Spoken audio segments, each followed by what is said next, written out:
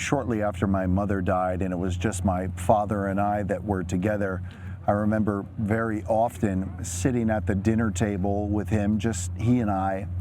He was working 12-hour days as an assistant manager at a local grocery store, and so very often when he would finish up his day, he was probably mentally, emotionally, and physically exhausted, and also probably going through his own struggles with grief and overwhelm.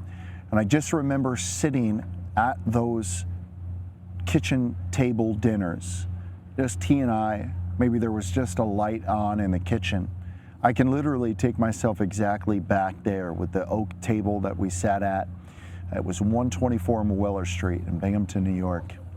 And, you know, there was a lot of pain that was not being spoken about. And I was a young kid. I probably didn't even consciously understand this pain. And my dad, being a young man who literally was just coming out of his own trauma as it relates to the death of his wife and unborn daughter, was also probably in a tremendous amount of pain. And I just remember sitting at that table, mostly in silence. Now, there's two different things that came out of that. One is that it equipped me with the ability to sit in other people's pain now in the work that I do as a counselor, and that's a beautiful thing.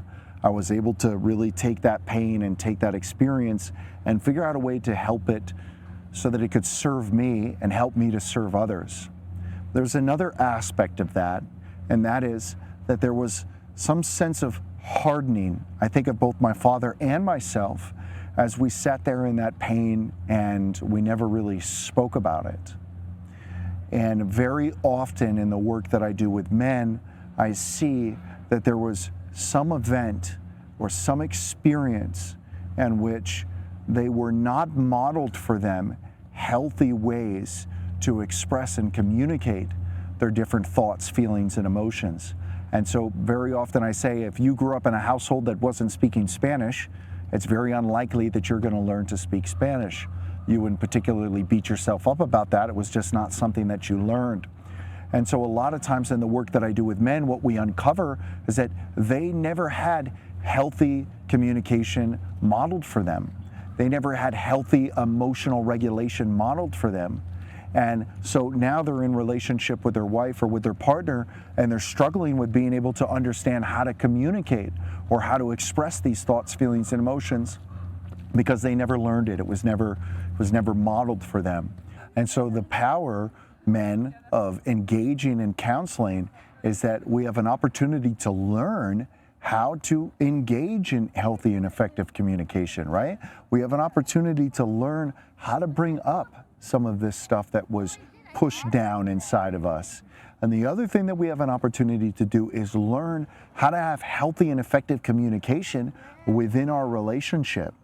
You see, it's not your fault that you weren't taught how to communicate your thoughts, feelings, and emotions. That wasn't your fault. But, and this is a key part here, but if you now are aware that you are doing it in an unhealthy way, it now is your responsibility to learn those healthy and effective communication strategies, patterns, and skills.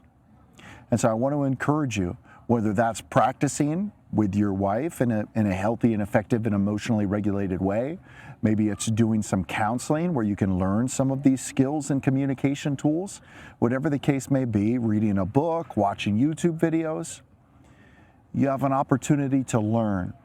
And I can promise you, by engaging in these opportunities to learn these healthy and effective communication skills, it's going to make your marriage, it's going to make your relationships that much lighter, that much more filled with joy as you begin to understand, okay, hey, this is how I have healthy conflict resolution. This is how in a healthy way I can communicate about the fact that I'm feeling unseen or I'm feeling unheard or I'm feeling underappreciated or unsupported.